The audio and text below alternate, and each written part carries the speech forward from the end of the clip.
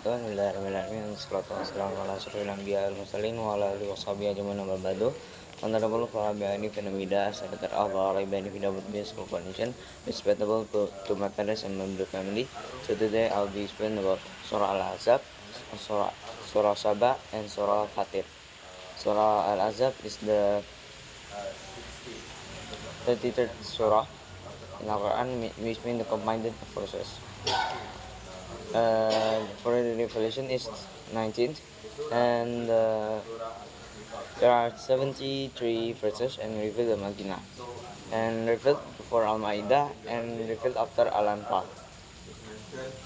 This surah is revealed in 5 Hijri when the Khandaq battle happened, and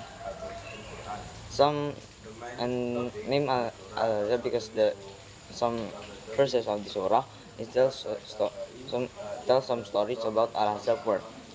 Next, the core of the surah is suggestion to be sincere in worship of Allah without associate Him with other else.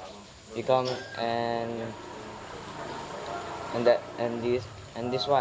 this become the cause of radiant face who obey the guidance of the surah. Next, Saba. Saba means Saba. Is the 34th surah in reveal Makkah. For the revelation, for order of revelation is 56, and there are 34 verses, and revealed after Luqman and before Az-Zumar. This called Saba because the surah tells story about Saba people. And main theme of the surah is nullification of appreciation of Allah and appraisement of faith and tawhid. Next, Fatir. Fatir means originator. The 35th surah. There are 45 verses and revealed in Makkah. Revealed before Maryam and revealed after Al-Furqan. The name of Fatir is taken from the first verses that not mentioned in other surah. Jadi surah Al-Ahzab itu berarti combined verse. Merupakan surah ke-33 untuk urutan penurunannya itu ke-90. Diturunkan sebelum Al-Maidah dan diturunkan setelah Al-Anfal. Terdapat 73 surat dan diturunkan di Madinah. Yang dimana surah ini diturunkan pada tahun 5 Hijriah, dimana pada saat itu perang Khandaq terjadi. Disebut Al-Ahzab karena beberapa ayat di surah ini menceritakan tentang perang Al-Ahzab.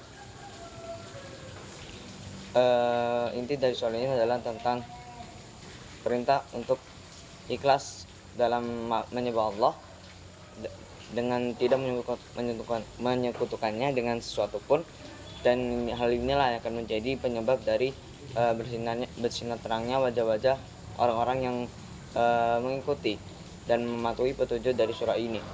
Tentunya Saba berarti kaum Saba. Merupakan surah ke-34 diturunkan di Mekah. Untuk urutan penurunannya itu 50 ke 56 dan terdapat 54 ayat. Dan diturunkan setelah Luqman dan sebelum Az-Zumar. Surah ini menceritakan tentang kaum Saba. Dan poin penting dalam surah ini adalah tentang pembatalan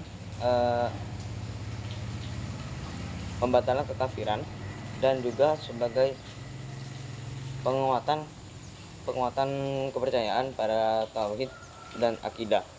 Selanjutnya Fatir berarti pencipta. Merupakan surah ke-35 yang diturunkan di Mekah. Terdapat 45 ayat. Diturunkan sebelum Maryam dan setelah Al-Furqan. Dan nama Fatir sendiri itu diambil dari ayat pertama, yang dimana kata nama Fatir sendiri itu tidak disebutkan di surah yang lain.